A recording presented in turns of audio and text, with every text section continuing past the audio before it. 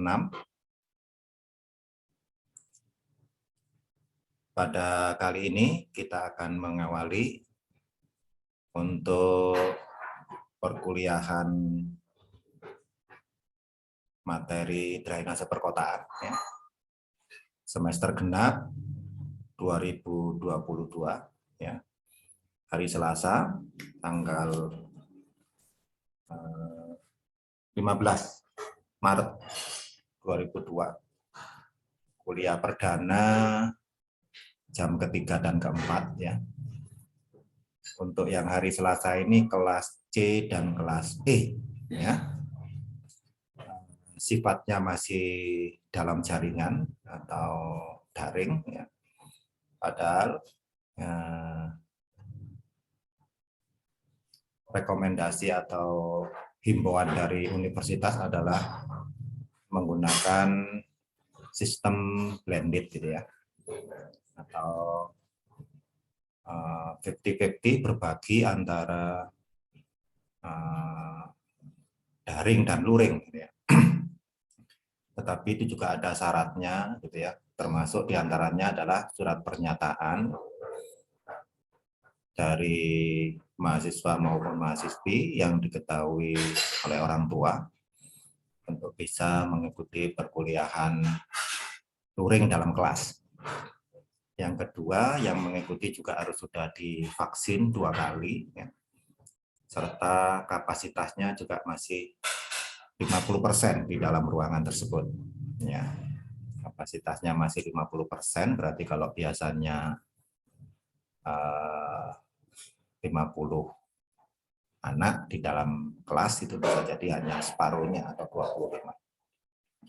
Nah, untuk sementara supaya tetap berjalan ya kuliah kita, proses belajar mengajar, kita sudah awali ya. Untuk kuliah perdana ini saya semester ini diamanai untuk mengajar 2 mata kuliah ya.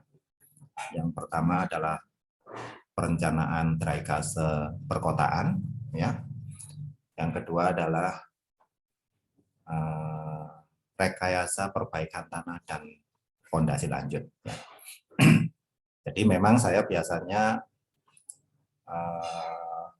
kebagian hal-hal yang berhubungan dengan tanah gitu ya. Jadi geoteknik ya.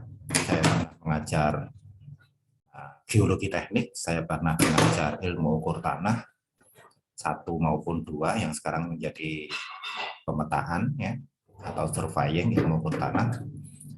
Mengajar Mektan 1, 2 pernah, dan pondasi maupun pondasi lanjut sampai ke arah perbaikan tanah. Jadi semester ini agak berbeda. Saya dikembalikan ke habitatnya sebagai bidang keairan ya.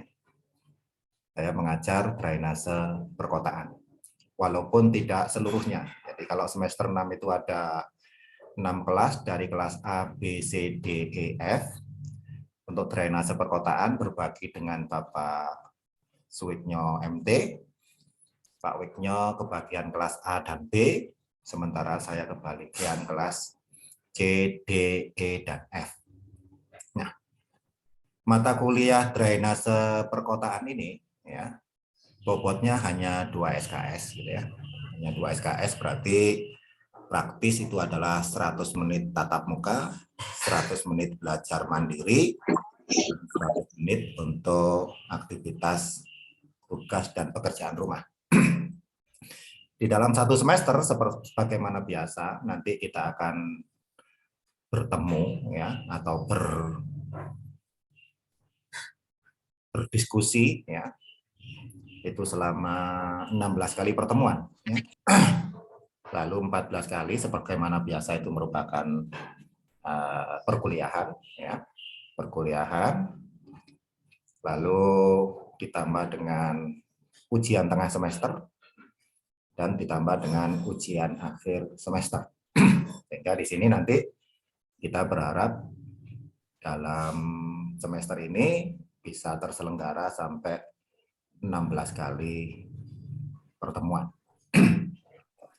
Lalu tujuan daripada diselenggarakannya perkuliahan drainase perkotaan itu diharapkan adalah mahasiswa ya mendapatkan bekal dalam arti mengetahui, memahami ya dan dapat merencanakan sistem jaringan drainase perkotaan. Ya. Jadi tujuannya adalah mata kuliahnya sudah ada nama perencanaan drainase perkotaan, ya diharapkan mahasiswa setelah kuliah drainase perkotaan dapat merencanakan satu sistem jaringan di perkotaan atau paling tidak di pemukiman dan sebagainya. Itu adalah tentang tujuan perkuliahan ini. Sehingga kalau tujuannya seperti itu, ya, Anda tahu sendiri, ya, kawan sudah ketemu Anda beberapa kali, maka nanti semua materinya, semua evaluasinya, ya, semua respon yang akan diberikan, baik itu tugas, PR, UTS maupun UAS, ya, semuanya mengarah kepada kemampuan saudara untuk dapat merencanakan drainase perkotaan. Kalau satu bidang perencanaan, maka akan ada hasilnya, ya, akan ada hasilnya. Hasil dari suatu perencanaan itu adalah berupa dokumen perencanaan. Nah, dokumen perencanaan itu pasti berisi dimensi, ya, dimensi, berisi skema, ya, di mana di dalam skema itu ada dimensinya, gitu ya. Lalu juga berupa gambar. Jadi berupa kesimpulannya berupa angka dan gambar. Angka dan gambar yang dapat dilaksanakan atau diaplikasikan dalam satu proses perencanaan yang komplit, ya, yang ada di lapangan. Jadi nanti kalau objeknya sudah seperti itu, ya kira-kira tugasnya seperti apa, PR-nya seperti apa, ya, UTS-nya seperti apa, UAS-nya seperti apa. Maka pasti akan rencanakan, buatlah skema, gambarkan, hitunglah dimensi, dan lain sebagainya. Tidak mungkin ada pertanyaan, apa yang dimaksud dengan drainase? Sebutkan macam-macam drainase. Drainase perkotaan ada diperlukan saluran. Ada berapa macam jenis saluran? Sebutkan macam-macam tentang tipe atau bentuk saluran drainase. Enggak lah, itu semuanya enggak keluar. Ya, yang keluar pasti rencanakan, hitung dan gambar. Pasti bentuknya seperti itu. Nah, saya ngajar fondasi, sebagaimana saya ngajar perbaikan dan fondasi lanjut, semuanya mengarah kepada kira-kira kalau saya bekerja di luar sana, ya, kira-kira kalau saya bekerja di luar sana, apa yang harus saya kerjakan untuk menyediakan, ya, sarana dan prasarana atau infrastruktur drainase perkotaan. Jadi itu tentang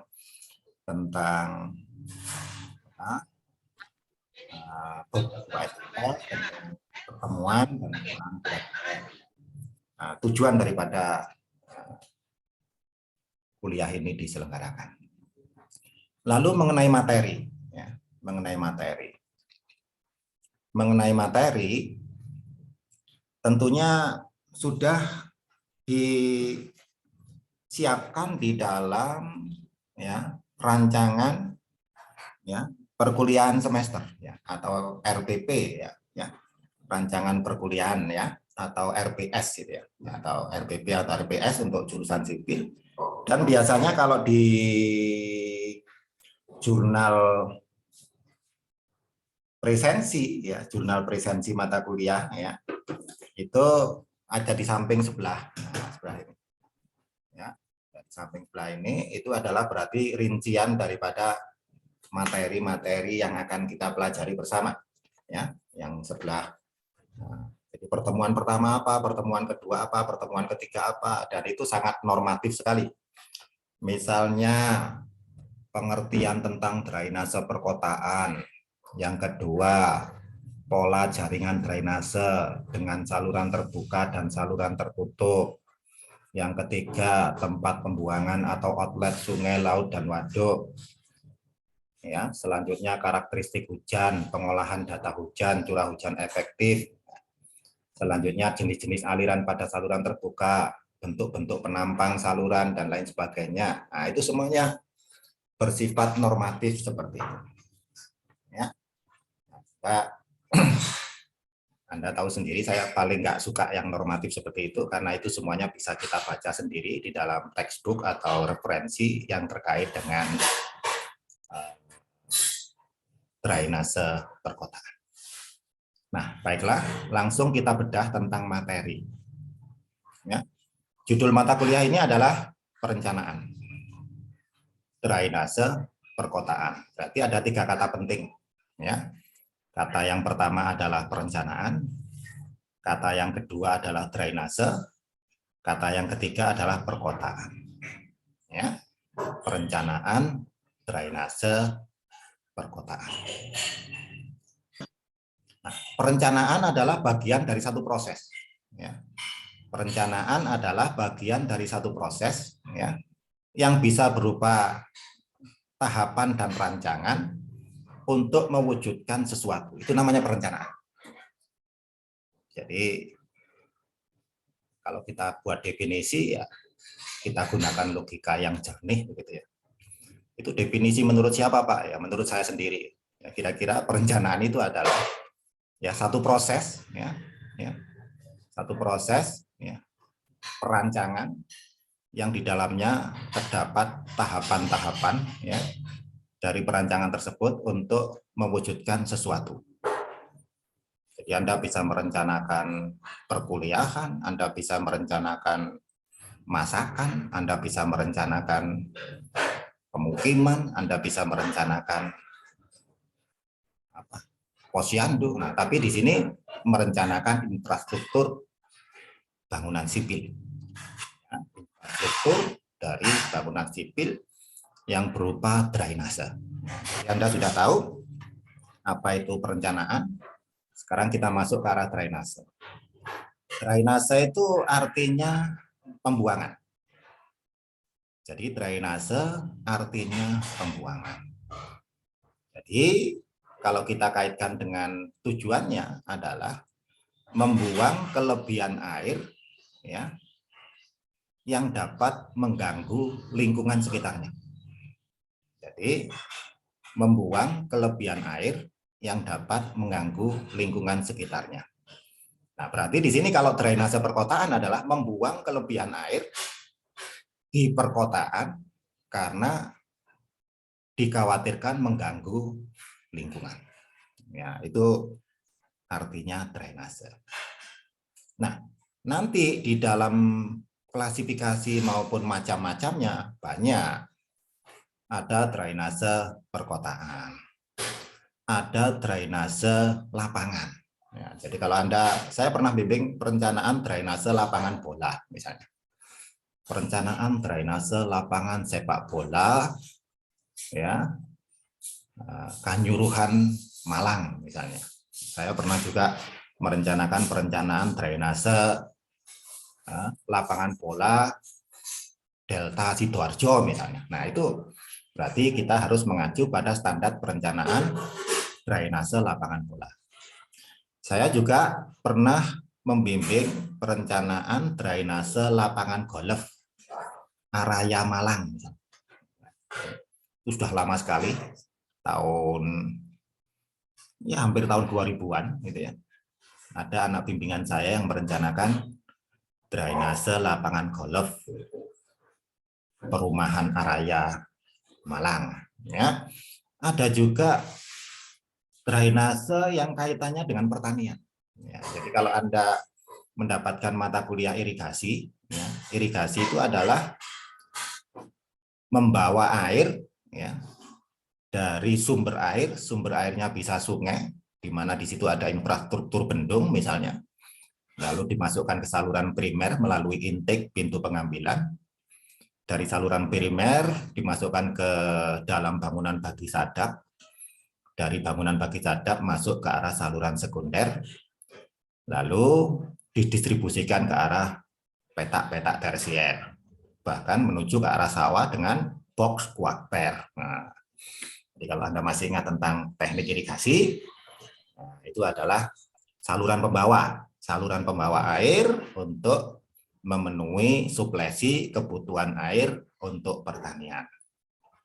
Nah, tetapi di dalam jaringan irigasi tidak hanya dibutuhkan saluran pembawa, tapi juga diperlukan saluran pembuang, sehingga ada sistem drainase pertanian. Ya, ada sistem drainase pertanian, apalagi kalau itu digunakan untuk tanaman padi. Ya, karena tanaman itu, padi itu membutuhkan kebutuhan air yang banyak, tetapi kalau terlalu banyak, ya, tidak dilakukan pembuangan melalui saluran drainase, maka justru kontraproduktif dengan produksi padi. Ya, kalau padi itu tergenangi terlalu lama, apalagi sudah separuh usia untuk menuju ke arah panen, maka tidak boleh ada genangan. Ya, tapi kalau masih kecil, masih umur 1 bulan, maka padi masih memerlukan genangan atau WLR. Ya, nah, tanaman kok apal untuk ngajar irigasi dan segala macam ya. Saya memang basicnya irigasi, ya, basicnya pengairan, ya. Nah, jadi ada juga drainase pertanian, ya. Lalu ada juga drainase yang dibutuhkan untuk infrastruktur yang lain, misalnya perencanaan drainase lapangan terbang. Wah, perencanaan drainase di areal lapangan terbang, ya. Jadi kompleks lapangan terbang atau bandara itu kan juga itemnya banyak, ya. Ada kantornya, ada kelengkapan tata ruangnya, lalu ada juga tempat parkir pesawat, lalu ada juga hanggarnya untuk reparasi atau pengecekan kesiapan pesawat untuk terbang, lalu ada juga landasan pacunya yang digunakan untuk take off maupun landing. Nah, itu juga harus ada syarat-syarat yang ketat, ya, tidak boleh ada genangan di areal-areal tertentu, sehingga dibutuhkan sistem jaringan irigasi di bandara. Silakan kalau mau ngambil untuk tugas akhir dan lain sebagainya, Anda akan mendapatkan ilmu baru yang menurut saya juga menarik, gitu ya. Ambil satu objek bandara yang agak kompleks, misalnya di Batam atau di Medan atau di mana, gitu ya, yang di mana ada kelengkapan infrastruktur dalam sistem bandara, dan Anda mendimensi sistem jaringan drainase di dalam bandara tersebut. Oke. Nah, itu tentang definisi drainase kota, ya. Jadi di dalam mata kuliah ini nanti spesifik pada drainase perkotaan atau pemukiman, ya. Nah, kalau namanya drainase perkotaan, Pak, tadi dikatakan adalah membuang, ya, air, ya, yang karena dikhawatirkan akan mengganggu, ya, mengganggu lingkungan. Artinya bisa jadi kalau di perkotaan itu supaya tidak terjadi genangan atau kebanjiran. Ya, dikatakan banjir adalah apabila badan air sungai atau badan air saluran tidak mampu menampung jumlah air yang ada, maka terjadilah luapan air dari saluran ke arah areal pemukiman maupun perkotaan, maka dikatakan drainasenya tidak baik. Ya. Atau sebaliknya, salurannya ada, ya, salurannya ada, tetapi saluran itu tidak mampu semaksimal mungkin untuk menangkap air yang berkeliaran di permukaan. Nah, seperti yang di Malang itu drainasenya ada, tetapi inefektif, tidak efektif, ya, tidak efektif, sehingga masih banyak terjadi genangan-genangan yang mengganggu. Termasuk tadi malam, ya, tadi malam itu Malang diguyur hujan deras sehingga banyak keluhan dari masyarakat, ya, traffic lalu lintas menjadi macet dan lain sebagainya karena beberapa ruas jalan banyak mengalami genangan yang di atas roda sepeda motor maupun mobil sehingga mengakibatkan kemacetan yang tentunya mengakibatkan gangguan yang merugikan. Oke, itu tadi tentang pengertian. Pengertian daripada nama kuliah perencanaan drainase perkotaan. Nanti referensi dan pustakanya, cari di buku-buku tentang drainase perkotaan. Lalu merumuskan atau membuat definisi juga sesuai dengan yang Anda pahami tadi, ya, sebagaimana yang saya sampaikan. Anda bisa menulis dengan kalimat Anda sendiri. Ya. Anda bisa menulis dengan kalimat Anda sendiri. Ya, yang penting Anda paham betul bahwasanya kita akan belajar bersama tentang perencanaan drainase perkotaan atau pemukiman. Pak, apakah nanti kita akan merencanakan itu dalam satu kota secara keseluruhan, Pak? Ya, kan umur satu kota itu kan sudah berjalan ribuan bahkan ratusan bahkan ribuan tahun yang lalu, ya. Sehingga apabila itu pemukiman baru, apabila itu perkotaan yang baru, misalnya kota satelit gitu ya, kota satelit di Serpong misalnya, ya, kota satelit di Pantai Indah Kapuk dan lain sebagainya, maka itu bisa dirancang mulai awal. Ya, tetapi kalau itu sudah berjalan seperti Kota Malang seperti ini, maka kita hanya sering akan melakukan evaluasi-evaluasi, ya, perbaikan-perbaikan, ya, penyesuaian-penyesuaian untuk mengobati titik-titik yang masih terjadi banjir maupun genangan, ya, sehingga bisa mengobati banjir-banjir yang bisa jadi merupakan daerah yang spesifik, gitu ya, daerah-daerah tertentu, ya, daerah-daerah tertentu. Maka yang banyak sekarang diambil oleh kakak kelas saudara itu adalah satu perencanaan, ya, yang judulnya adalah evaluasi dan perencanaan ulang sistem jaringan drainase di misalnya Jalan Soekarno-Hatta. Ada juga evaluasi dan perencanaan ulang sistem drainase di Jalan Borobudur misalnya. Ada juga evaluasi dan perencanaan ulang drainase di Jalan Galunggung dan Sutami misalnya. Ya, di daerah ITN maupun di daerah Galunggung, Jalan Bondowoso dan seterusnya itu. Ada juga evaluasi dan perencanaan ulang gitu ya. Drainase di Raya Langsep dan Bandulan itu, Kecamatan Sukun. Nah, itu jadi hanya berupa zona-zona segmental gitu ya.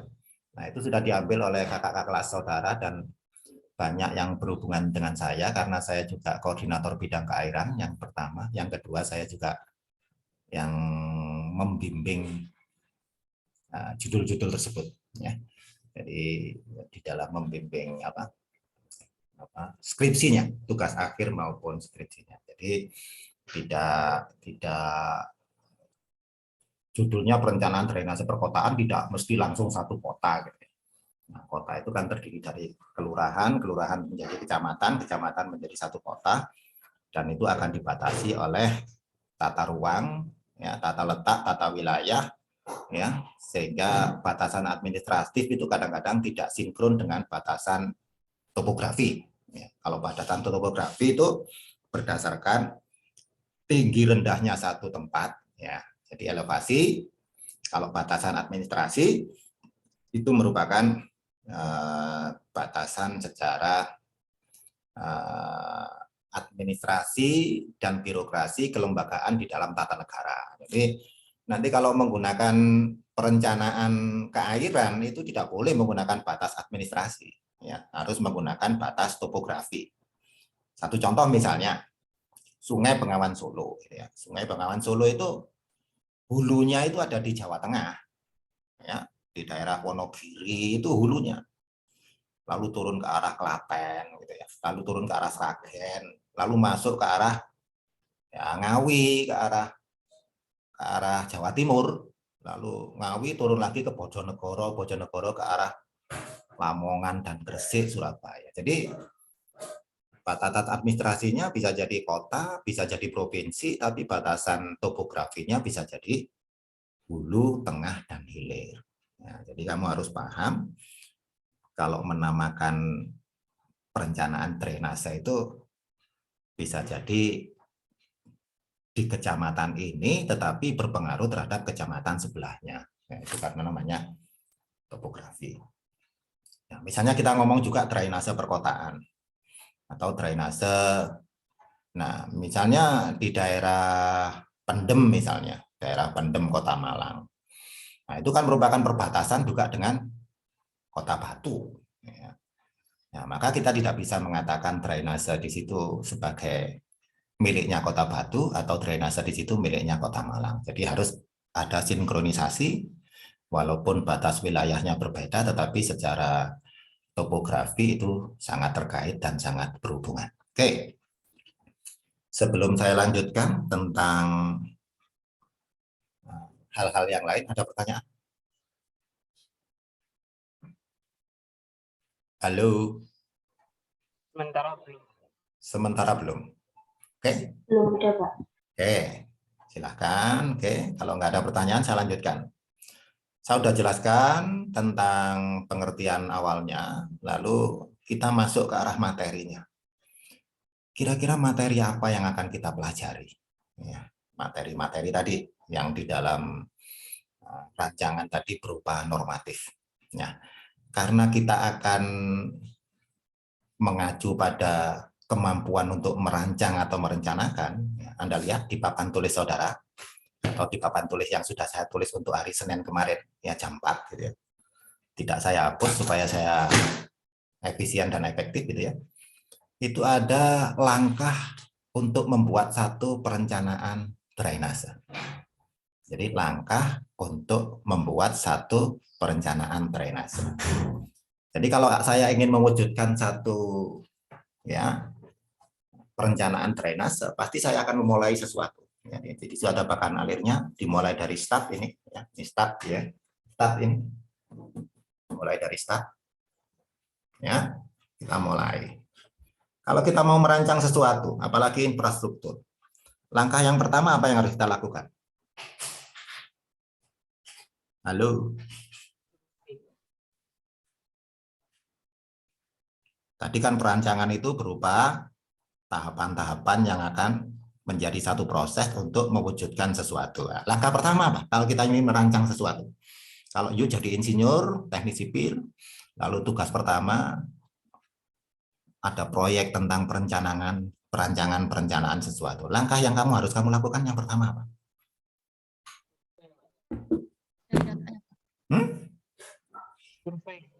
Oke. Ya.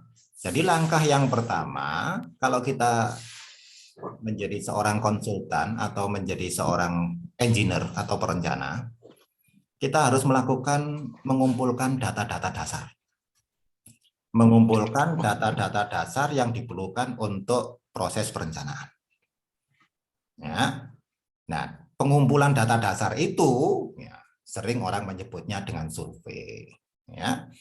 Data dasar itu bisa berupa data primer, berarti data yang harus kita ukur sendiri. Data dasar itu bisa juga berupa data sekunder yang harus kita kompilasi, kita kumpulkan dari instansi terkait. Maka bahasa kerennya kita melakukan observasi atau survei. Ya, itu sudah saya tulis di sini. Nah, ini kalau saya ngajar sudah saya tulis seperti di sini. Sitkom. Ya. Sitkom ini kalau saya ngajar PSDA misalnya atau saya ngajar manajemen konstruksi atau dan sebagainya, kita ngajar di Sitkom. Sitkom ini dulu dipopulerkan gitu ya, populerkan. S-nya itu adalah survei, ya, survei tadi, survei ini, S-nya ini survei. Nah, biasanya kalau bahasanya survei itu biasanya masih pendahuluan, ya. Jadi menuju ke arah lokasi, melihat objeknya, melihat lokasinya, ya, lalu mengamati situasi dan kondisinya, membuat catatan-catatan kecil secara umum dan lain sebagainya. Itu namanya survei. Nah, bagian yang lebih detail itu namanya investigasi. Nah, jadi kalau Anda melihat Bareskrim sudah melakukan investigasi terhadap kasus pembunuhan di Subang, Jawa Barat. Ya, misalnya begitu. Jadi kalau sudah investigasi, artinya surveinya sudah lebih mendalam. Ya.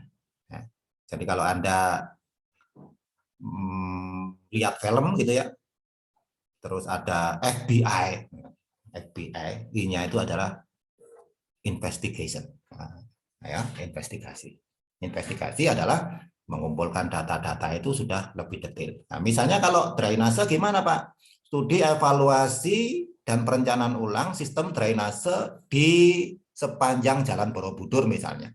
Ya, kamu harus menginvestigasi sistem jaringan drainasi yang sudah ada sekarang, yang existing. Yang existing itu dari mana ke mana, kira-kira salurannya itu bercabang kemana, lalu dimensi saluran yang sekarang itu berapa, lebarnya berapa, ya, kedalamannya berapa, lalu kemiringan dasar salurannya berapa, lalu kalau ada pintu airnya di mana, kalau ada percabangan di situ, terus ada apa, bak kontrolnya apakah berfungsi dengan baik. Kalau di situ di sepanjang jalan itu ada inlet ya, atau bangunan penangkap untuk memasukkan air ke dalam saluran juga apakah bisa berfungsi dengan baik. Ya, yang karena pada intinya nanti semua perencanaan itu harus sinkron dengan perencanaan yang lain. Jangan sampai terjadi konflik of interest. Konflik of interest itu apa?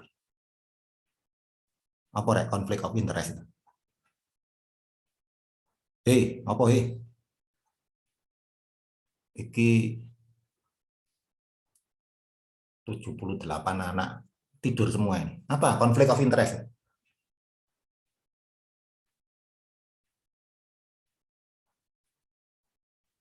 Muhammad Ridwan.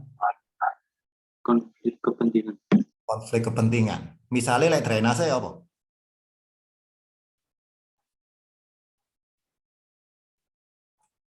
Ini punya motor ya? Punya motor ya? Banyak yang punya motor ya? Oke. Sering naik motor? Oke. Ya, sering. Oke. Terus apa yang Anda lihat di sepanjang jalan itu, di pinggir-pinggir terutama? Parkir sembarangan, Pak. Apa? Ada apa? Parkir sembarangan. Parkir. Ini konflik of interest dengan drainase tadi loh. Ada lubang-lubang penangkap air, Pak. Yes, imajinasinya main ya. Ada lubang-lubang penangkapan air. Kalau jalan, itu yang nyaman itu yang halus, yang lurus, yang rata, atau yang jeglong-jeglong? Yang rata. Yang rata, oke, ngerti yang rata. Sekarang kalau bangunan penangkap air, harus diletakkan lebih tinggi dari jalan, harus diletakkan sama dengan jalan, atau harusnya lebih rendah dengan jalan? Lebih rendah, Pak. Lebih rendah jalan, supaya bisa menangkap air. Tapi kalau lebih rendahnya itu kedalaman, bagaimana dampaknya dengan pengguna jalan? Membahayakan. Membahayakan. Wes ngerti toh? Ngerti ya? Ilustrasi yang saya sampaikan tadi ngerti? Yang namanya konflik kepentingan. Ngerti, Pak. Kalau Anda sudah ngerti, berarti Anda dan antara perencanaan harusnya sinkron. Tapi kenyataannya di dalam pembangunan di suatu kota dan lain sebagainya, Anda betapa amburadulnya mereka merencanakan. Yang overlay jalan ya seenaknya overlay jalan. Ya. Lalu ketebalannya begitu, kedalamannya gitu. Kalau kita nggak hati-hati, kejeglong di situ bisa jadi ya terjadi kecelakaan. Itu yang pertama. Yang kedua, kalau membuat grill-grill lubang penangkap air ternyata lebih tinggi dibandingkan permukaan jalan, bagaimana air bisa masuk ke arah saluran? Jadi kan harus ada kerjasama ya yang baik ya, sehingga perencanaan itu harus komprehensif. Makanya si perencana jalan itu juga harus masukkan sistem drainase. Si perencana sistem drainase juga harus mengerti, memahami konsep perencanaan jalan. Tentang kemiringan, tentang inisial, tentang perubahan kemiringan, dan lain sebagainya. Bangunan penangkap, dan seterusnya. Itu nah, di Malang segala macam, banyak insinyur segala macam juga amburadul. Mungkin perencanaannya benar, tetapi dalam pelaksanaan tidak pernah ditunggui, tidak pernah diawasi, tidak pernah diarahkan, sehingga ya proses pembangunannya amburadul sak karepe dhewe, sehingga tidak akan pernah bisa selesai.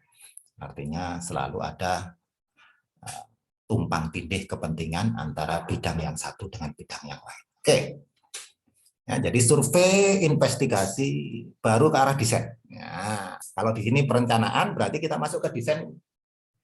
Ya, ya, bicara tentang desain, gitu ya. Bicara tentang desain. Kalau Anda pernah kerja di konsultan nanti, ya, tapi sayang ya, banyak alumni kita itu yang terserapnya di birokrasi dan di kontraktor.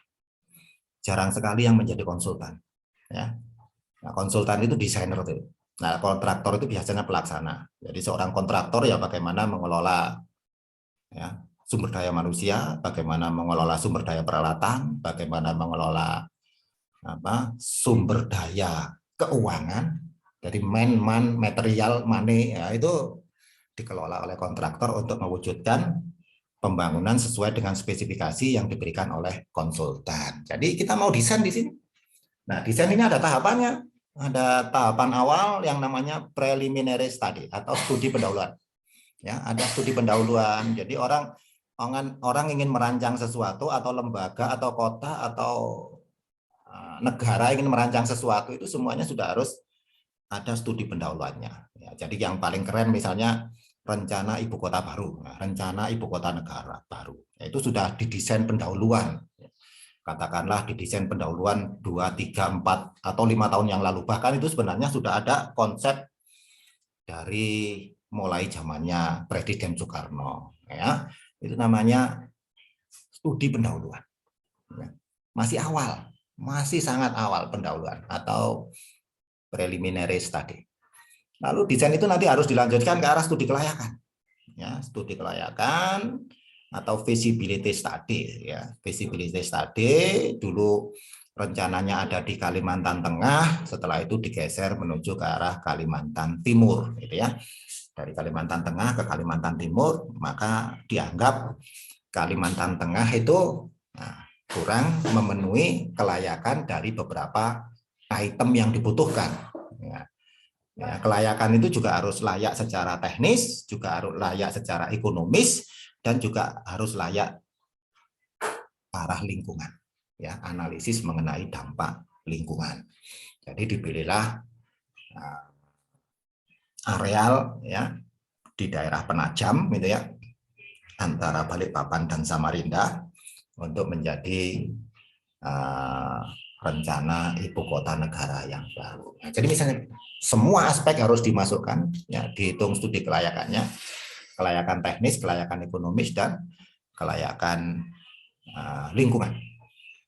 Jadi ada studi kelayakan yang namanya feasibility study. Jadi kalau di dalam konsultan ada pekerjaan-pekerjaan di bagian itu, sehingga kalau mengerjakan apa, mengerjakan proyek apa, proyek air bersih di mana, di Palu, apa, FS itu berarti feasibility study. Ya, kalau PS apa, preliminary study. Nah, nanti kalau sudah studi kelayakannya disetujui atau bisa diterima, maka akan dilanjutkan kepada tahap definite plan. Definite plan itu adalah satu planning yang sudah fix gitu ya, satu planning yang sudah didefinitkan atau sudah report akhir, final report. Jadi dokumen perencanaannya namanya final report. Di dalam final report itu nanti hasil akhirnya ada DED, ya, detail design. Ya, berarti kalau sudah ketemu detail design, berdasarkan detail design itulah ya maka pekerjaan itu akan ditenderkan kepada kontraktor. Ya, pekerjaan itu akan ditenderkan kepada kontraktor. Berdasarkan detail desain itulah kontraktor akan mewujudkan infrastrukturnya atau objek fisiknya. Ya, objek fisiknya. Karena dia tugasnya mewujudkan objek fisik, maka dia akan bergelut dengan sumber daya manusia, sumber daya peralatan, sumber daya teknologi pelaksanaan, dan sumber daya keuangan. Nah, sehingga ada mata kuliah manajemen konstruksi, ekonomi teknik, dan lain sebagainya. Oke, itu tentang desain. Nah, setelah desain menuju ke arah construction, construction ini pelaksana, berarti dia kontraktor. Kalau desain ini adalah perencana, namanya konsultan, baru dia masuk ke arah operation dan maintenance. Operasional itu adalah pelaksanaan, kita launching ya. Kalau warung itu sudah dibuka gitu ya. Kalau jalan tol itu sudah mulai jalan tol sudah mulai dihidupkan ya, dalam arti konsumen sudah boleh melewati tersebut ya. Tetapi si operasional ini juga harus bertanggung jawab terhadap maintenance ya. Jadi kalau Anda lihat jalan tol Malang Surabaya ya, walaupun sudah beroperasi 1 tahun lebih, tetapi maintenance harus jalan terus. Akibat adanya musim hujan yang berkepanjangan, ada titik-titik yang longsor, maka pemeliharaan akan jalan terus. Ya, itu namanya operasional dan maintenance. Siapa yang biasanya mengoperasionalkan dan memelihara proyek? Ya, kalau itu pemerintah ya harus pemerintah yang bertanggung jawab. Kalau perencanaan drainase perkotaan ini misalnya sudah masuk dalam wilayah pemerintah Kota Malang, maka PUPR atau ya Kimpraswil ya, pemukiman dan prasarana wilayah itu akan bertanggung jawab untuk mengoperasionalkan dan memelihara sistem jaringan perkotaan yang ada di situ. Oke. Kita lanjutkan bagaimana kalau kita merencanakan. Tadi kita mulai, setelah kita mulai ya, maka kita mengumpulkan data-data dasar ya. Di situ ada empat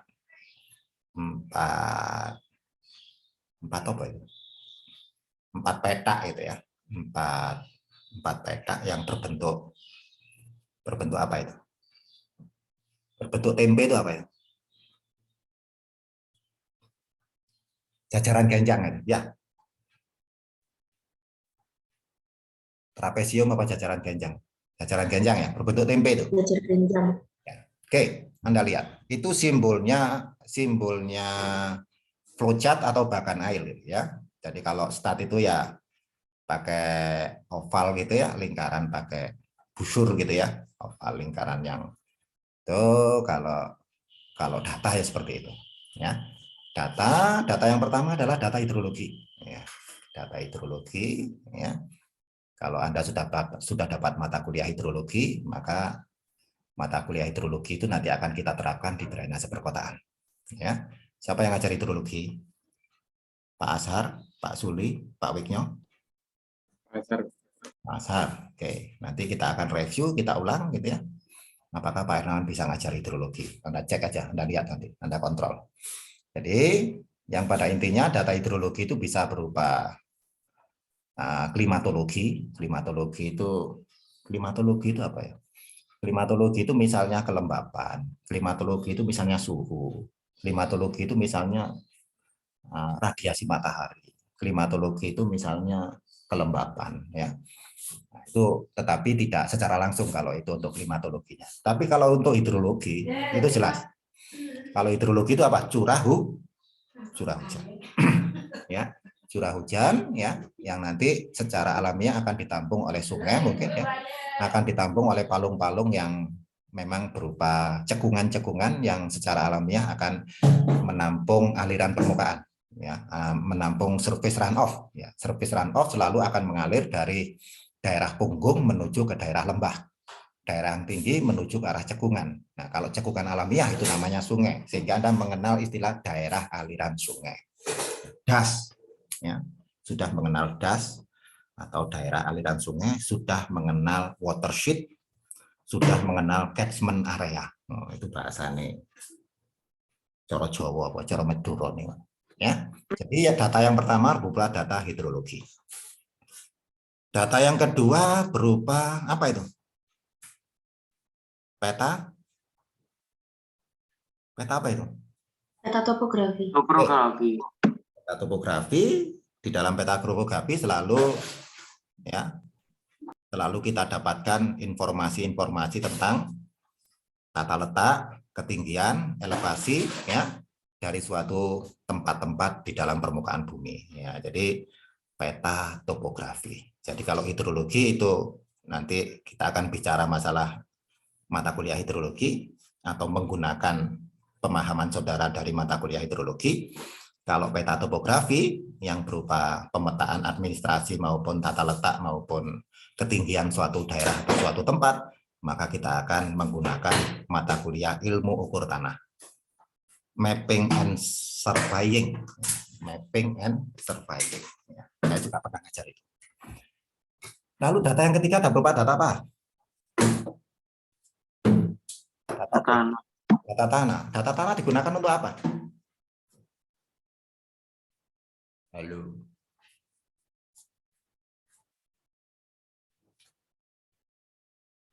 Halo. Data tanah digunakan untuk apa? Mengetahui daya dukung tanah, Pak. Untuk mengetahui daya dukung tanah, boleh. Ya. Jadi kemarin kan definisinya pondasi, ya setiap objek mata kuliah dan subjek yang menyampaikan kan selalu harus merasa penting. Jadi landasan orang pondasi itu penting adalah tidak ada infrastruktur teknik sipil yang tidak berhubungan dengan tanah. Sehingga orang tanah itu harus bangga bahwasanya dia menjadi bagian yang terpenting dari dari perencanaan infrastruktur bangunan sipil. Jadi tidak ada infrastruktur yang tidak berhubungan dengan tanah. Nah, kalau pesawat ulang-alik misalnya, ya itu memang nggak berhubungan dengan tanah. Tapi kalau saluran, gorong-gorong, terjunan, bak kontrol, got miring, ya tidak ada yang tidak berhubungan dengan tanah. Apalagi kalau sudah komprehensif misalnya. Nah, di Malang aja sudah mulai metropolis, sudah ada jembatan layang, sudah ada underpass. Nah, nanti kalau kita berkembang seperti di Eropa, Jepang dan lain sebagainya, nah, infrastrukturnya ada subway. Subway itu adalah satu jaringan, baik itu transportasi dan lain sebagainya, berada di bawah permukaan tanah. Jadi kalau Anda lihat terminal-terminal kereta api cepat di Eropa dan segala macam itu turun ke bawah, penumpangnya turun ke bawah karena menuju ke arah terminal subway. Jadi jaringannya justru berada di bawah. Karena kita belum sampai ke sana. Belum sampai ke sana itu ada dua kemungkinan. Yang pertama, nggak punya duit. Yang pertama nggak punya duit. Yang kedua, belum bisa teknologinya, ya, baik itu peralatan maupun sumber daya manusia dan lain sebagainya. Yang ketiga mungkin terlalu kompleks. Kenapa di Jakarta itu memilih jalannya itu layang semua, monorel, semuanya lebih baik digunakan pilar-pilar yang naik ke atas dibandingkan dengan membuat tunnel, subway, istilahnya subway. Ya, kalau Jepang, kalau Perancis, Inggris dan lain sebagainya, Jerman sudah terhubung melalui subway, ya tentunya mahal. Itu saya kira teknologi masa depan. Kita mau menjadi negara maju harus ada yang mengarah ke sana, ya, ke arah subway. Ya. Jadi data tanah diperlukan. Yang keempat itu data apa itu? Data apa itu? Tulisannya kurang jelas. Kamu baca? Data apa itu? Pendudukan. Kependudukan. Nah, pendudukan itu bahasa kerennya demografi. Ya. Demografi itu tata letak kepadatan penduduk itu namanya demografi. Jadi ada satu kecamatan yang penduduknya sedikit, ada satu kecamatan yang penduduknya banyak. Nah, kalau kita bicara masalah demografi di Indonesia, maka demografi di Indonesia belum merata. Di Jawa terlalu padat, di luar Jawa terlalu jarang. Itu namanya demografi. Kalau itu di wilayah permukiman perkotaan, ya demografinya di mana? Ya, demografi itu kependudukan. Nah, semua data yang kita kumpulkan pasti ada ujung-ujungnya digunakan untuk apa data ini. Oke, data ini digunakan untuk apa? Maka nanti data hidrologi sebenarnya adalah digunakan untuk menghitung ya berapa besarnya limpasan air akibat curah hujan. Maka di sini notasinya adalah proses bagaimana menghitung Q curah hujan. Ya, jadi kalau curah hujan yang di atas data itu masih berupa milimeter, maka debit curah hujan atau limpasan akibat hujan yang akan kita tampung di dalam saluran drainase itu sudah harus kita konversi menjadi meter kubik per detik. Oke, berarti semua materi hidrologi yang pernah diajarkan oleh Master Azhar itu nanti akan kita review dan kita ulang di dalam proses data yang pertama ini untuk mengkonversi atau mentransformasi dari curah hujan menuju debit. Jadi debit curah hujan itu merupakan pembebanan dari saluran drainase. Oke. Lalu kalau kita peta topografi dan lain sebagainya, itu dibutuhkan untuk apa? Dibutuhkan untuk membuat skema jaringan. Halo, dibutuhkan untuk membuat skema jaringan. Karena yang akan kita tampung itu merupakan air permukaan, di mana permukaan itu mempunyai topografi tertentu, maka kita harus membuat skema jaringan, mana ujung hulunya, mana ujung hilirnya. Mana dataran tinggi, mana dataran rendah. Karena setiap kali air turun dari atas, anugerah dari Tuhan, itu akan mengalir dari dataran tinggi menuju ke dataran rendah. Maka setiap segmen, setiap sudut dari satu kota pemukiman harus diidentifikasi elevasinya berapa, dan nanti air akan direncanakan menuju kemana. Ya, yang namanya skema jaringan, ya tentunya berupa kelengkapannya. Jadi dari hulu sampai hilir itu dilengkapi dengan bangunan-bangunan pelengkapnya. Apakah salurannya terbuka, apakah salurannya tertutup, itu nanti pilihan. Ya, kalau saluran terbuka, ya kita menggunakan hidrolika saluran terbuka. Kalau saluran tertutup, ya berarti kita menggunakan hidrolika saluran tertutup. Kalau ada persilangan dengan jalan, mungkin perlu gorong-gorong atau box culvert, ya kita buatkan gorong-gorong. Kalau ada perbedaan elevasi, yang satu tinggi, setelah itu yang satu turun, maka perlu bangunan terjun, ya harus kita buatkan bangunan terjun. Kalau ada bak kontrol, di mana bak kontrol itu mempunyai percabangan pada daerah-daerah tertentu, dan di situ diperlukan pintu-pintu air, ya maka diperlukan pintu air. Nah, kalau Anda bayangannya Kota Malang, ini masih kecil lah. Tapi kalau Anda bayangkan Jakarta, yang namanya sistem pengelolaan, ya, sistem pengelolaan dan pengendalian banjir, itu sangat kompleks dan komprehensif.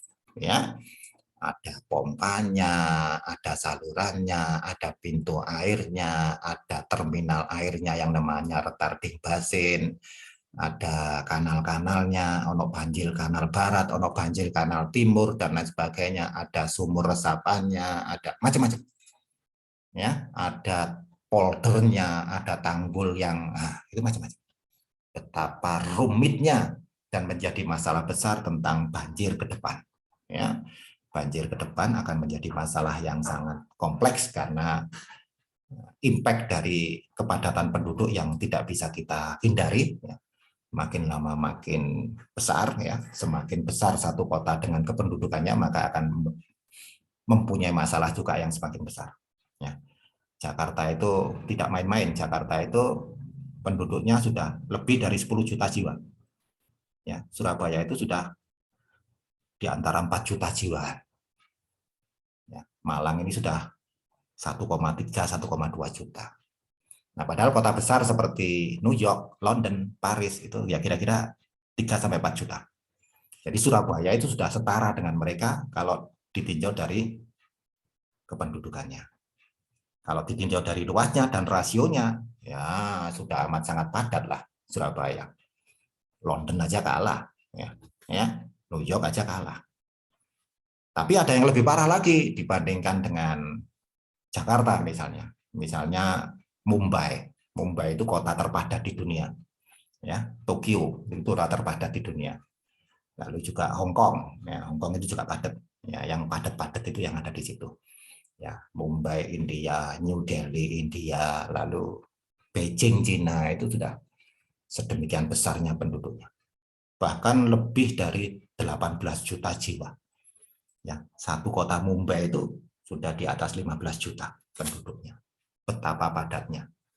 Saya lihat Malang aja sudah sedemikian padat ya, dibandingkan umur saya dulu sekitar 30 tahun yang lalu. 30 tahun yang lalu Malang masih amat sangat nyaman dan sepi lah. Sekarang sudah penuh dengan pendatang mahasiswa-mahasiswi yang kuliah di Malang. Oke, jadi skema jaringan gitu ya, skema jaringan itu harus lengkap nanti. Betapa kompleksnya. Pak Ernawan kalau cerita bicara menerangkan sesuatu seolah-olah SKS itu apaan lah Pak? Kalau objeknya seperti ini ya, tadi hidrologi masuk Pak. Lalu ilmu ukur tanah masuk Pak. Mekanika tanah 1 2 masuk Pak. Kalau nanti kita skema jaringan merencanakan dimensi jaringan drainase, ada saluran terbuka, ada saluran tertutup, ada gorong-gorong, ada mungkin talang air Pak, mungkin ada sipon, mungkin ada bak kontrol dan lain sebagainya. Kira-kira 2 SKS gimana? Ya nggak apa-apa. Kita belajar kan nggak ada batasnya. Ya, kalau di sini masih dibatasi ruang dan waktu, tapi kan objek yang harus Anda pelajari kan bisa melebihi daripada itu. Ya, di sini saya memberikan gambaran awal dan simpul-simpul yang harus saya buka sehingga apa yang saya sampaikan itu sebenarnya amat sangat sedikit dibandingkan dengan luasnya ilmu itu sendiri. Oke? Jadi justru jangan sebaliknya. Kalau orang itu ada materi gajah gitu ya, yang disampaikan itu telinganya aja. Kalau yang disampaikan telinganya aja ya pemahaman saudara tentang gajah ya seperti lengser gitu ya, tipis dan lebar. Tapi kalau yang diterangkan hidungnya saja, ya Anda pemahamannya seperti bulat, gilik, dan panjang, menjulur, berlobang di tengah. Kalau yang pegang itu pegang kakinya, ya berarti gajah itu seperti kolom, seperti kolom tegak begitu. Ya, kalau yang pegang itu badannya, oh gajah itu seperti ya, kasur yang dilipat. Nah, jadi kita harus luas ya. Jadi belajar dari sisi manapun secara komprehensif dan lain sebagainya. Ya. Jadi skema jaringan pasti nanti ada butuh ilmu ukur tanah dan skema jaringan saat perencanaan instalasinya nanti akan dibutuhkan hidrolika dan mekanika fluida. Ya, lalu nanti ada yang mengatakan stabilitas fondasi maka dibutuhkan mekanika tanah. Oke, di sini ada data tanah yang turun ke bawah. Ya, yang turun ke bawah adalah desain saluran dan bangunan air dan seterusnya. Karena tidak ada desain saluran dan bangunan air, culvert dan sebagainya tidak berhubungan dengan tanah, bagi memerlukan data tanah. Nah, disinilah akan ya dibutuhkan pemahaman saudara tentang mekanika tanah dan bangunan air, termasuk mekanika fluida dan hidrostatika. Nah, ada kolom yang terakhir ini. Ini ada jalur yang terakhir, demografi kependudukan. Demografi kependudukan. Penduduk atau orang hidup itu perlu air nggak? Halo? Perlu air. Perlu air. Air digunakan untuk apa? Minum, Pak. Minum. Digunakan untuk apa lagi? Mandi. Mandi. Digunakan untuk apa lagi? Dan sehari-hari, Pak. Digunakan untuk ngisi kolam renang, boleh ya? Boleh ya? Ya, Pak. Digunakan untuk nyuci motor, boleh ya? Sarana irigasi. Oke, sekarang saya tanya. Berapa setiap penduduk atau setiap jiwa membutuhkan air dalam satu hari?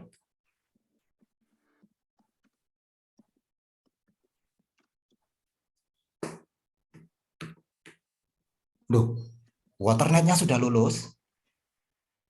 Halo. Halo. Waternet-nya sudah lulus? Saya ulang. Berapa unit kebutuhan air tiap orang tiap hari?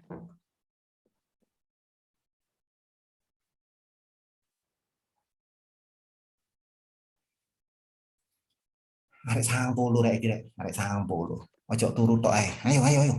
Baca baca dan baca. Iqra bismi rabbikal ladzi khalaq. 100 100 berapa? 125 sampai 150 liter orang per hari, Pak. Oke. Ya, itu rata-rata penduduk Indonesia.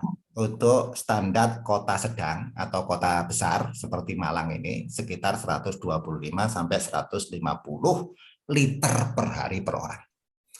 Ya, katakanlah dipakai 150 liter per hari per orang. Kira-kira kalau untuk kota metropolis seperti Jakarta atau Surabaya atau Medan gitu, apakah 150? Atau mungkin 175? Atau mungkin 200?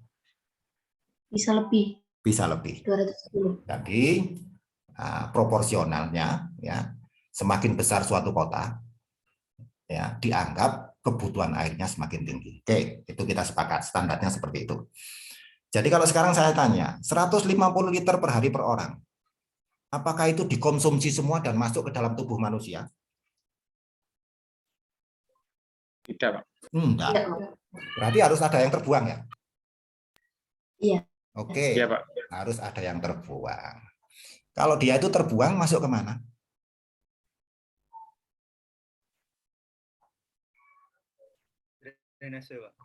Masuk ke saluran pembuang. Benar ya? Masuk ke saluran pembuang. Benar? Iya, Pak. Benar. Oke. Jadi Anda lihat. Di sini demografi kependudukan ya. Lalu arah panahnya untuk menghitung debit domestik. Debit domestik ini adalah debit buangan domestik. Berapa Pak kira-kira itu? 70% dari pemakaian konsumsi air liter per hari per orang. Jadi kalau 150 liter per hari per orang, 70%-nya 70%. 70 kali 15, 7 kali 15, 7 kali 15, 70%-nya kira-kira 90 liternya akan terbuang. Dalam satu hari, dalam satu orang. 70 kali 15 biro. 105. 15 kali 7 kan 70 ditambah 35. Ya 105. Nanti tak tanya, oh, kamu kan nggak ada yang jawab. Sebentar Pak, saya cari kalkulator dulu. Ya, ngitung 15 ping pitu aja ngenteni kalkulator kesuwen. Ya, 105 liter yang terbuang setiap orang. Nah, kalau penduduknya 100.000, ya berarti 100.000 dikalikan 105 liter per hari per orang. Ya, yaitu terdistribusi di dalam 24 jam. Ya toh, orang hidup kan 24 jam satu hari, satu malam, gitu ya. Terdistribusi 24 jam, 24 jam itu berapa? Ya. 24 jam itu dalam satu hari, ya. Kalau satuan debit itu liter per detik misalnya, nanti detiknya bagaimana? Ya dibagi 24 dikalikan 3.600. 3.600 itu apa? 24 jam dikalikan 60 menit dikalikan 60 detik. Nah, jadi orang teknis itu langsung hitung-hitung tak gitu ya. Nah, nanti berarti ada debit akibat curah hujan dan ada debit akibat buangan domestik. Kalau itu kota besar yang sudah maju, biasanya debit buangan domestik dipisah dengan debit buangan air hujan. Jadi ada sistem drainase terpisah, tapi ada juga sistem drainase yang dijadikan satu. Ya, ada yang terpisah, ada yang dijadikan satu. Kalau dia dijadikan satu, maka debitnya nanti, debit untuk perencanaan saluran drainase sama dengan debit akibat curah hujan ditambah debit akibat limbah domestik. Pak, kalau menghitung debit limbah akibat pabrik gimana, Pak? Ya tergantung dari konsumsi penggunaan air di pabrik tersebut. Misalnya berapa jumlah limbah buangan air dari pabrik semen. Nah, kita tinggal tanya aja, pabrik semen itu menggunakan air berapa banyak dalam satu hari. Kan gitu toh? Nanti kalau dia dibuang ke dalam saluran, ya, yang menjadi satu dengan saluran drainase, maka apakah air itu habis dipakai, apakah itu sebagian kecil habis dipakai dan sebagian besar terbuang, ataukah air itu memang sebagian hampir semuanya terbuang. Sehingga kita bisa ngitung. Nah, kalau kita tidak bisa ngitung debitnya, mana bisa kita menghitung dimensi salurannya. Kalau kita tidak bisa menghitung dimensi salurannya, mana bisa kita menghitung duitnya. Ya. Padahal setiap kali proyek, dia akan selalu tanya, berapa duitnya, ya, berapa uangnya, atau berapa biayanya. Oke? Halo? Ada pertanyaan? Jelas ya? Jelas ya? Oke. Jadi Anda sudah lihat skema bagan alir ini yang saya buat. Dan kira-kira apa yang ada di benak saudara yang Anda akan jalani di dalam satu proses untuk merencanakan drainase perkotaan. Ya. Asik nggak? Asik nggak ini? Asik, Pak. Asik lah. Kalau nggak asik ngapain kita belajar ini? Ya. Kalau nggak representatif, buat apa saya belajar? Anda harus tanya ke saya, Pak, saya diajarin ini untuk apa? Kira-kira kalau saya bisa ini, bisakah ini kita jual di luar? Pasti bisa lah. Ya, saya nggak ingin ngajari Anda apa yang dimaksud dengan, tapi kalau secara konkret misalnya ada pengembang ingin membuka kawasan baru. Katakanlah ada 300 unit rumah. 30% unit rumah kategori besar, ya. Lalu 40% unit rumah kategori menengah atau 35 juga menengah, yang 40% unit kecil. Ada master plan-nya. Luas arealnya katakanlah 50 hektar. Ada tata letak dan tata ruangnya. Asik toh? Anda mendapatkan proyek tentang sistem distribusi air bersihnya dan sistem pembuangan air kotornya. Konkret nggak itu pekerjaan itu? Konkret nggak? Berani nggak ngambil seperti itu? Oke, hanya 300 unit rumah, paling sak sawu jajar gitulah. Nah, ya kamu harus konkret, bisa jawab tuh. Kamu harus mantu, harus ngambil kesempatan itu. Kalau kamu nggak ngambil, diambil orang lain. Ya.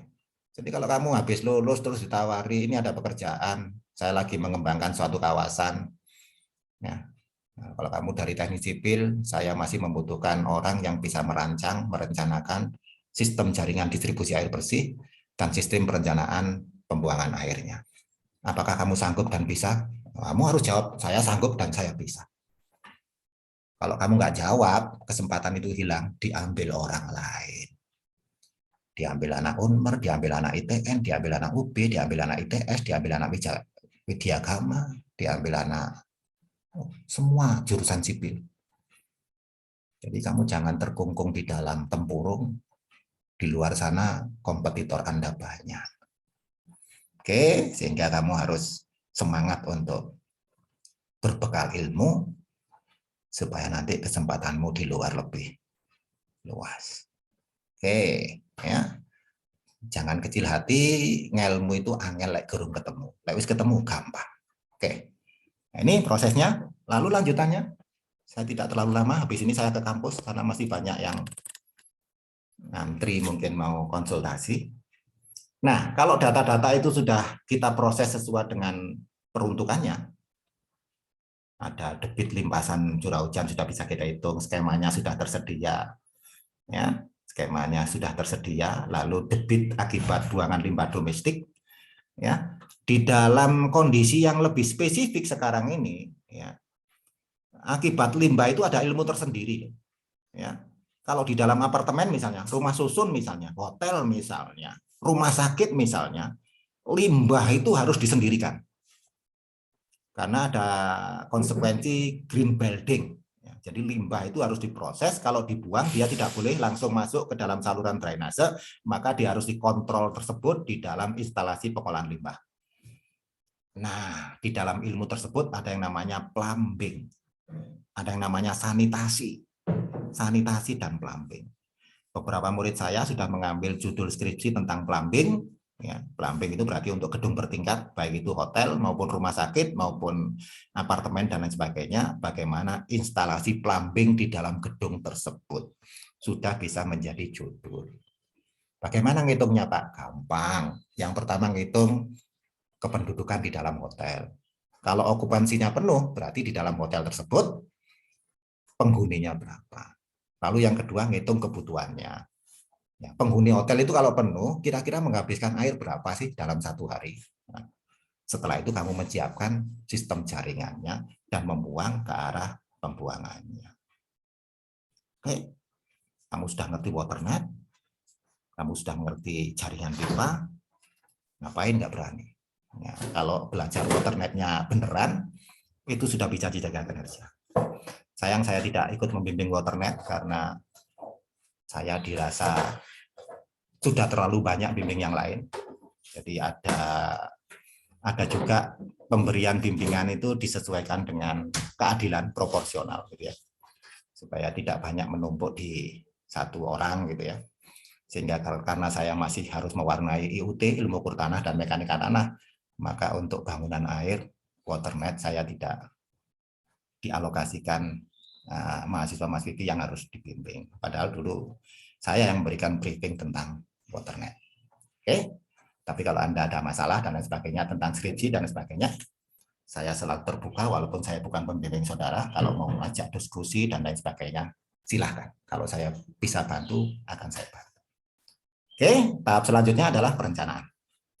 Ya, perencanaan itu selalu arah pendimensian. Ya, jadi kalau itu saluran ya berapa lebarnya, berapa tingginya, berapa jagaannya. Kalau itu saluran tertutup ya berapa diameternya maupun berapa dimensi box culvertnya. Nah, kan namanya dimensi itu kan bisa jadi panjang, lebar, tinggi. Kalau itu lingkaran ya diameter, kalau itu box dan lain sebagainya, nah, kita akan mendimensi. Setiap kita mendimensi sesuatu pasti akan dikontrol. Oke? Jelas ya? Kamu itu kalau mau mendimensi balok itu baloknya dikontrol apa enggak? Iya. Dikontrol. Kalau kamu ingin dimensi kolom-kolomnya dikontrol apa enggak? Nah. Kontrol. Iya. Kalau kamu ingin mendimensi plat-platnya dikontrol apa enggak? Kontrol. Kalau kamu ingin mendimensi pondasi, pondasinya dikontrol enggak? Kontrol ya. Kalau kamu ingin mendimensi skema jaringan dan dimensi saluran, perlu dikontrol enggak? Perlu dikontrol. Yang namanya kontrol, ya ada dua kemungkinan. Kalau dia ya jalan terus. Kalau dia tidak, ya harus didesain ulang. Jadi kontrol itu selalu begini arahnya. Nah, ya harus selalu begini. Nah, kemarin kan kamu sudah tak ajari. Kalau dimensinya pondasi kebesaran ya dikecilkan. Kalau dimensi pondasinya kekecilan, diapakan? Hei. Kalau dimensinya kebesaran dikecilkan, kalau kekecilan, diapakan?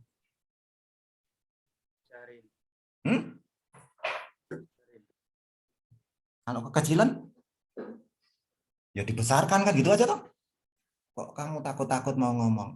Ya semuanya itu ya disesuaikan dengan keseimbangan. Jadi karena kalau kebesaran ya boros, ya boros dengan pembiayaan kurang efisien, ya. Kalau kekecilan ya namanya kekecilan nih. Kalau saluran kekecilan ya masih banjir, masih terjadi genangan maupun. Nah kalau sudah perencanaannya kita kontrol, akan ketemu hasil akhir dan akan end atau selesai. Wah, gambar saya nggak ada toh. Oke, itulah kira-kira item-item atau substansi materi yang akan kita pelajari selama semester genap ini atau 14 kali pertemuan. Ada pertanyaan sampai sini?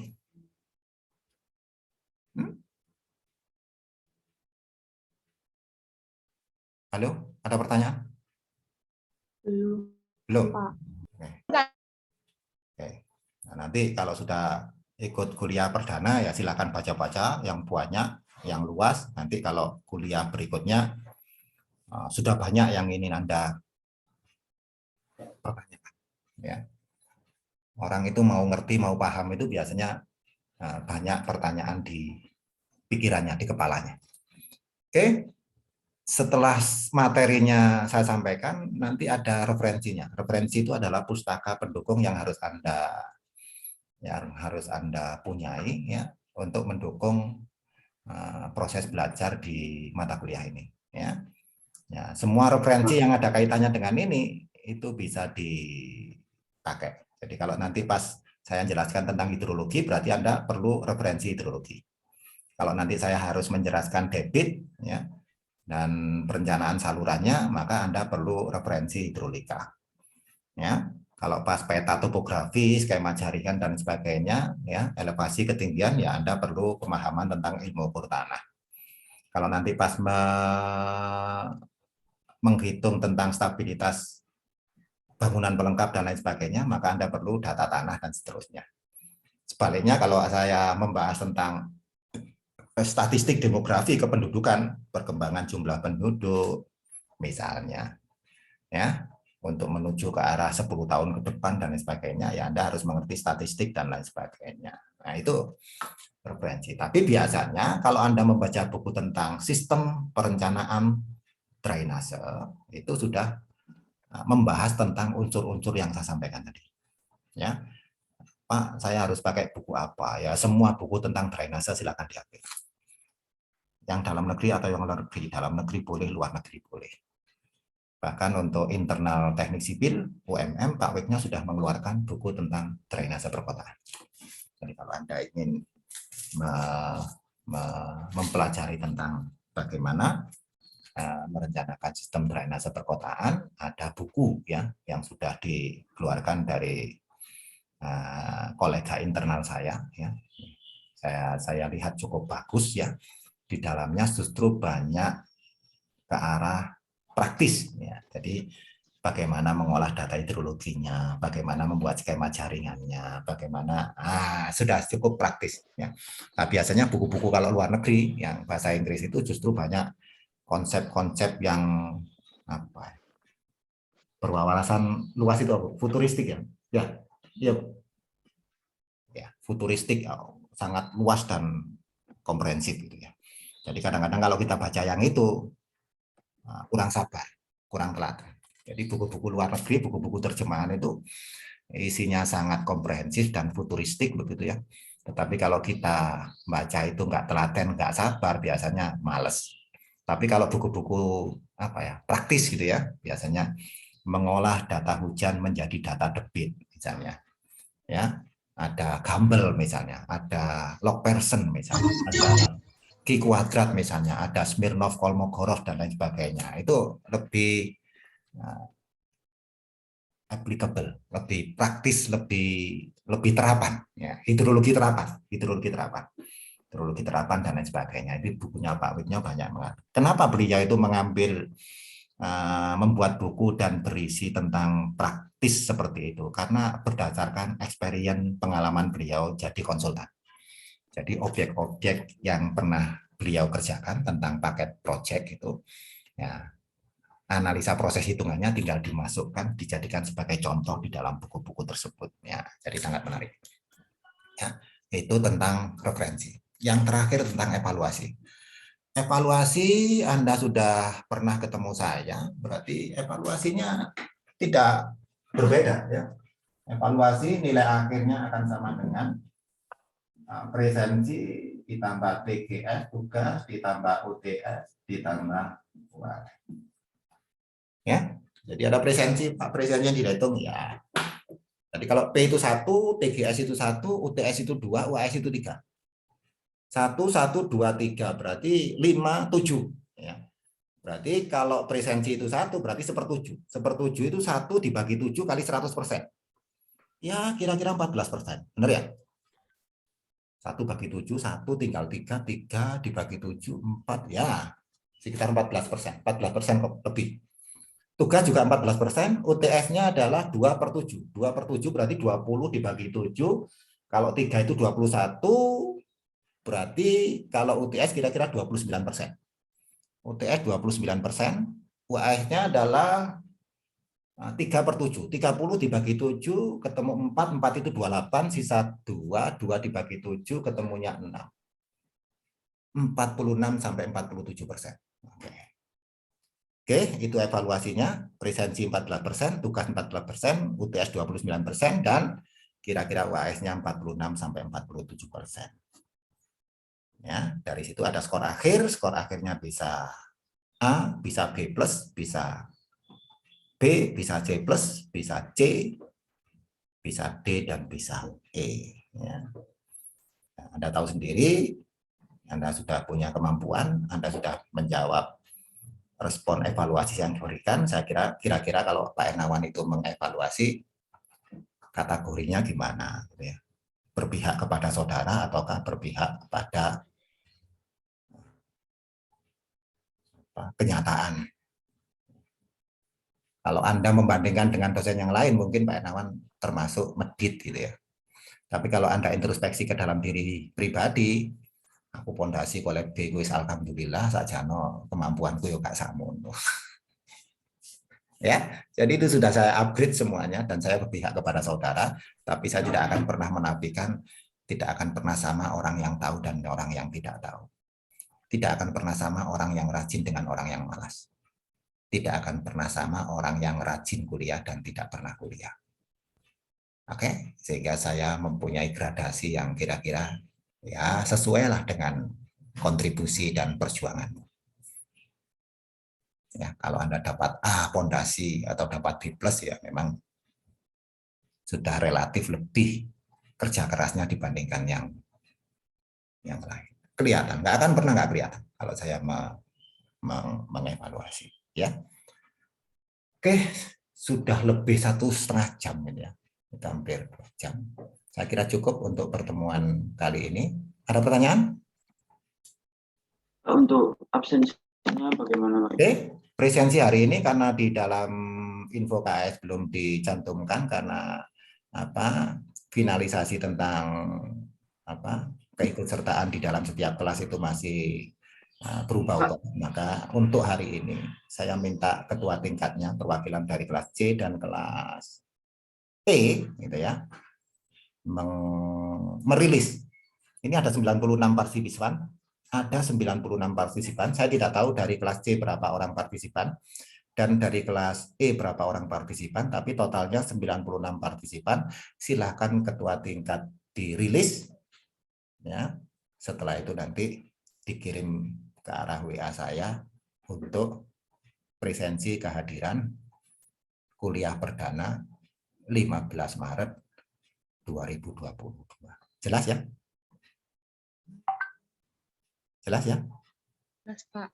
Oke. Jadi saudara-saudara yang ikut kuliah pada pagi hari ini, ya, pada hari ini, jadi Anda melakukan presensi pada kolega Anda, yaitu ketua tingkat. Nanti ketua tingkatnya setelah ngumpul semuanya dikirim ke saya. Oke? Sudah jelas ya? Oke. Jelas. Kalau sudah jelas, insya Allah kita ketemu minggu depan. Terima kasih perhatian. Mohon maaf bila kekurangan. Assalamualaikum warahmatullahi wabarakatuh. Waalaikumsalam warahmatullahi wabarakatuh. Terima kasih, Pak.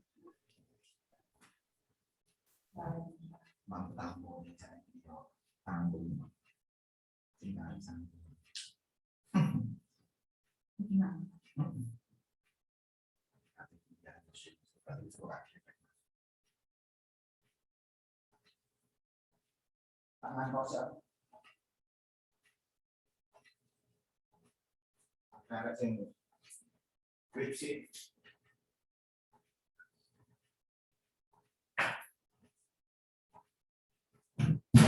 Goreng-goreng.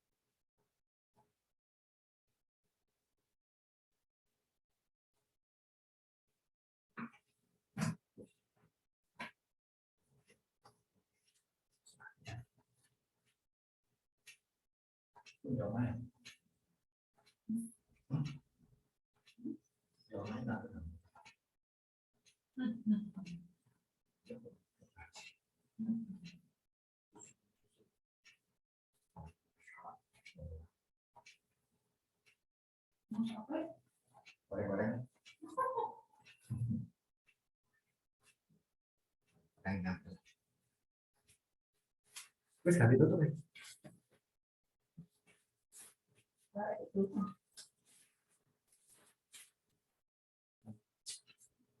Nanti masalah.